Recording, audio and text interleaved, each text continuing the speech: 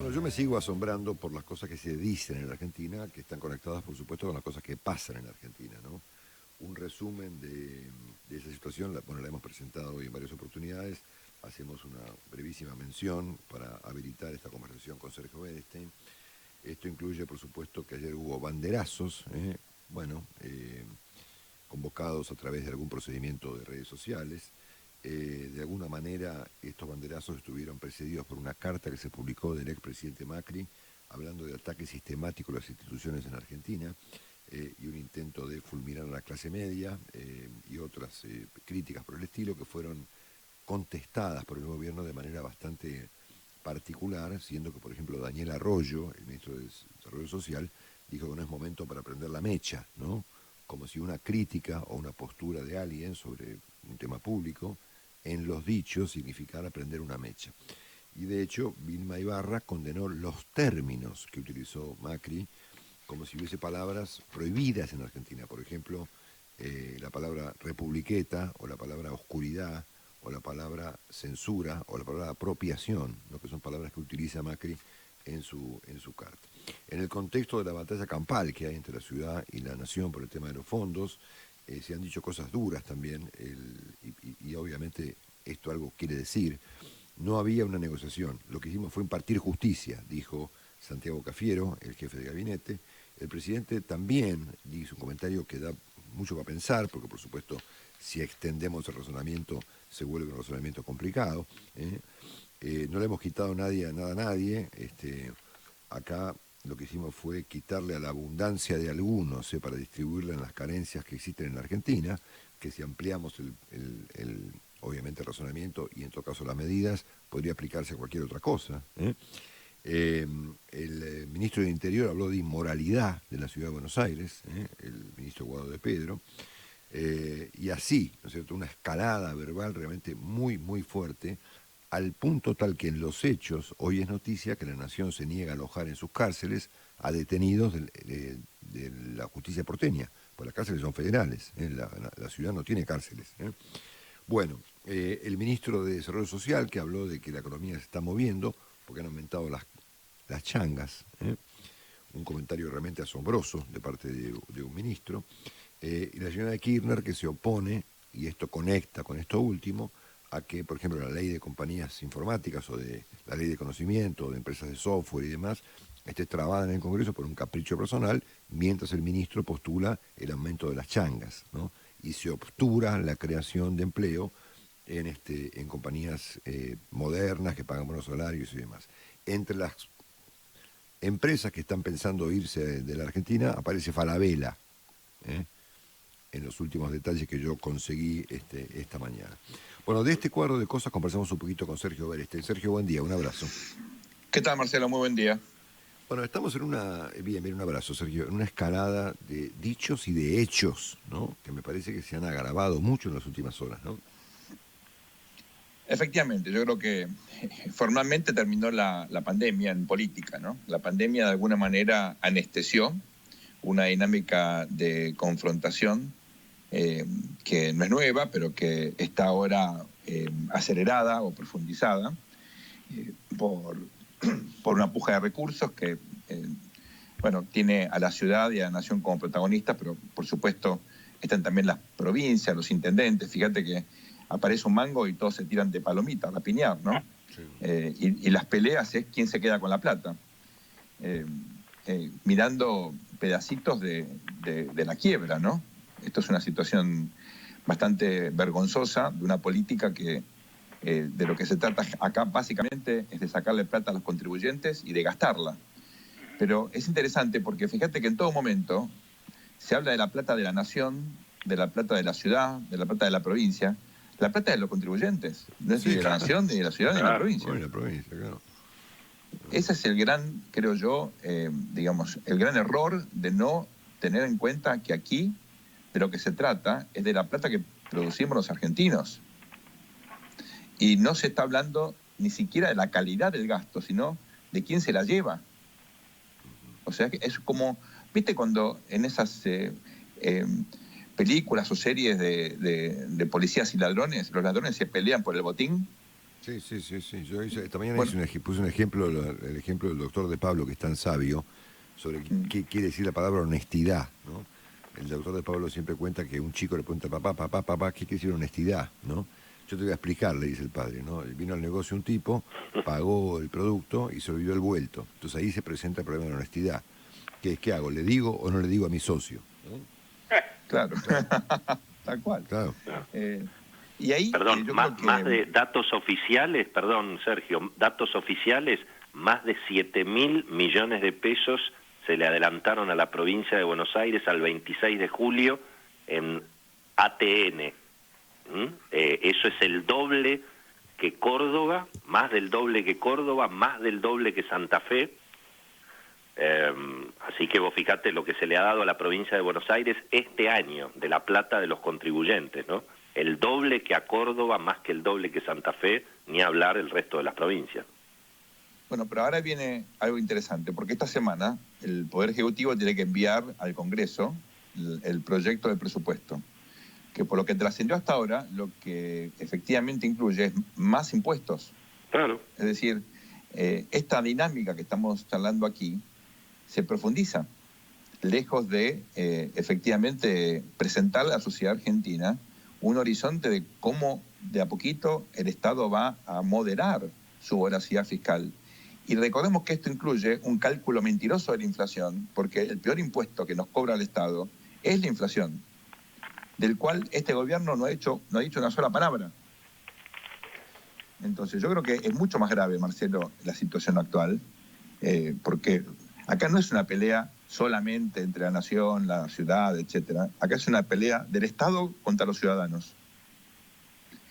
Y me parece que en ese contexto, lo que ayer publicó el expresidente Macri tiene sabor a poco. Ahí le faltó autocrítica, en primer lugar. Y también, hay que decirlo, el pueblo es el que sale a la calle en los banderazos, y también el pueblo es el que toma tierras porque no tiene vivienda. El pueblo es toda la sociedad argentina, no solamente los que se quejan en contra del gobierno, con todo derecho, ¿verdad? Ahora, todo este Entonces, delirio está fundamentado con unos términos realmente muy asombrosos, ¿no? Calificar a una ciudad de su gente de inmorales o de que nadan en la abundancia. Si alguien aterrizara y leyera los diarios y dijera, che, Buenos Aires, que es Gomorra, ¿entendés? Una ciudad inmoral que nada en la abundancia sobre la cual se aplicó la justicia, ¿no? Es una cosa bíblica. bueno, es que efectivamente, Marcelo, todos los populismos tienen como característica, en términos narrativos, discursivos, la necesidad de encontrar enemigos, ¿no? Los enemigos son externos e internos. Los enemigos son el norte, ¿te acordás de lo que decía Cristina? Y los enemigos son el campo, la ciudad, todos aquellos a los cuales, digamos, le va mejor que al promedio. Porque el populismo, en la versión argentina, siempre igual hacia abajo. Y ahora también. Ahora básicamente lo que quiere el presidente es que la policía de la ciudad sea tan mala como la policía bonaerense. Entonces, la idea es sacarle plata a la ciudad. Entonces no puede ser que tengan mejor seguridad y los habitantes del conurbano, cuando llegan a la ciudad todos los días a trabajar, casi 4 millones de personas, la vean más limpia, mejor cuidada, con un poquito más de riqueza, porque la riqueza es el pésimo ejemplo. Como el populismo produce pobreza, coincido con vos que el reportaje que le hicieron a Eduardo Levi Leyati en Infobae es Fantástico. extraordinario, porque está descrito justamente la característica de este modelo. Para vos poder dominar a un ciudadano, tenés que hacerlo dependiente del Estado y que tenga miedo de perder las migajas que el Estado le tira. Entonces, en ese contexto, lo peor que puedes tener son salarios buenos y gente que tenga empleo en el sector privado, porque no depende del Estado para sobrevivir. Entonces, lo que está buscando este gobierno precisamente es mayor clientelismo, es tener más gente dependiendo todos los meses de algunas migajas que pueda recibir para ir peleándola como pueda. Ese es el modelo. Y en ese contexto es natural que la actual vicepresidenta no quiera la ley de conocimiento, porque eso multiplica empleos para jóvenes en el sector privado que encima se globalizan. Nada peor. Sí, claramente. Bueno, ¿qué ¿Qué te sugiere lo que dijo Daniel Arroyo? ¿No? La economía está reactivándose, dijo, un rebote como consecuencia de que tenemos más changas, ¿no? A mí se me ocurrió conectarlo paradójicamente con la postura del Senado y de la señora Kirchner en particular, que está bloqueando leyes que pueden beneficiar a empresas importantes, sobre todo en materia tecnológica, ¿no?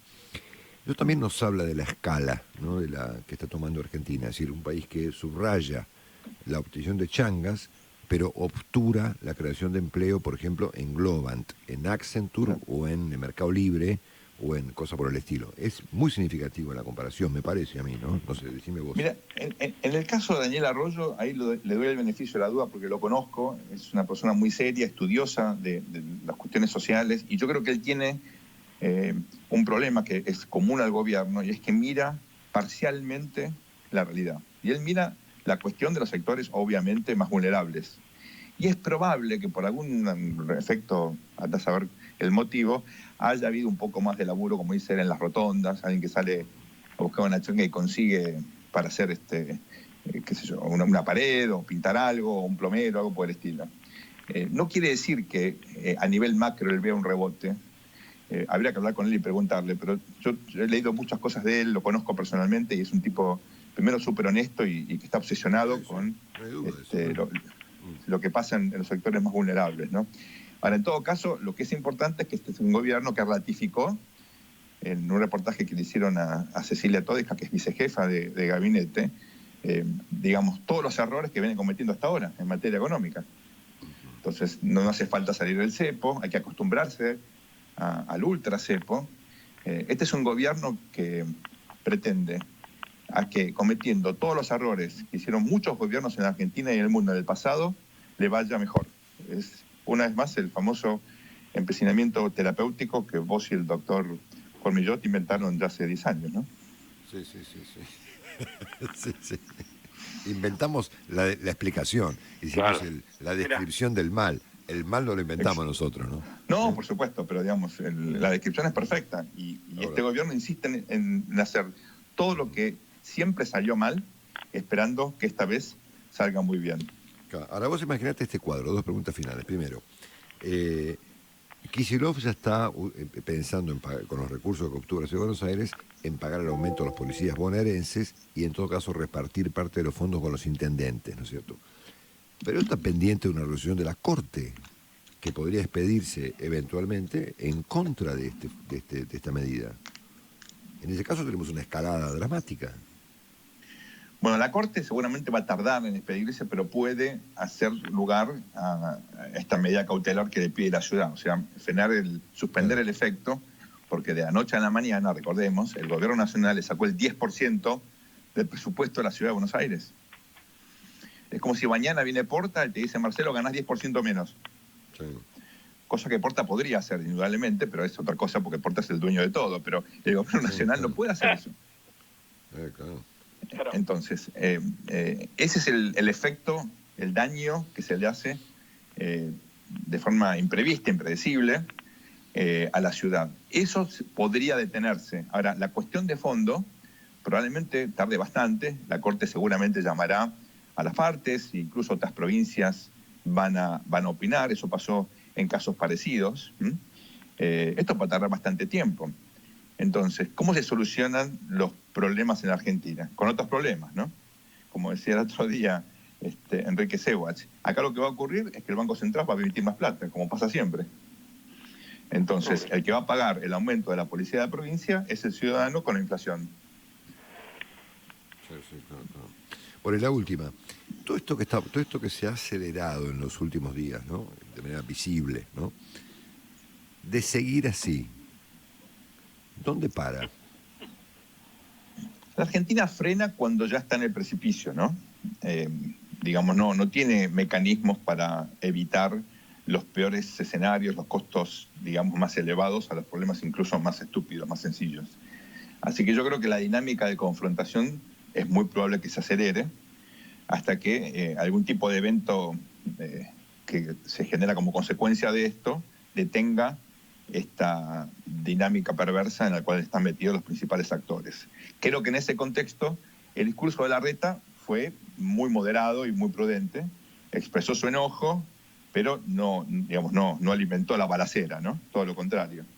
En un contexto como este me parece que fue bastante logrado la forma en la cual encaró o respondió a esta agresión del gobierno nacional. Pero por supuesto no alcanza porque el resto del sistema está siendo parte de este mecanismo de autodestrucción, ¿no? Sergio querido, un abrazo y gracias por ayudarnos a pensar un poquito. Gran abrazo. Abrazo para todos, gracias a ustedes.